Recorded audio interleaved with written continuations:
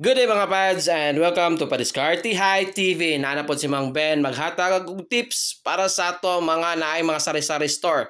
So para medyo mudako ang imong income sa imong store, dili lang kay magbaligya tag brown sugar nga 1/4, 1/2 and 1 kilo. So mo ni akong yatag sa inyo mga pads nga tips.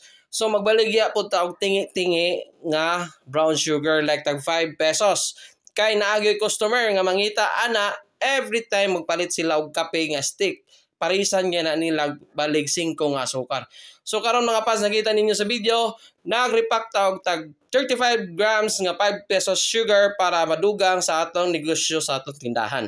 So mas dali ni siya halinon, mo ni mas kusog kay sa 1/4 ug 1/2.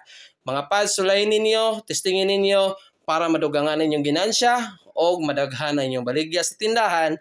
Testingin niyo pagbaligya o mga tingi-tingi nga brown sugar o isabit dito nato sa tindahan. So nakita nato sa video, ngayon naging pambalighot para kani ready na to ma-display. So mga pads, dili siya dlangan, dili po siya dugay, okay siya para imong i-display. Nawa gitusok na para ibitay nato sa tindahan. So mo ni ako mahatag sa inyo nga mga tips. This is Mang Ben and Padiskarte TV out.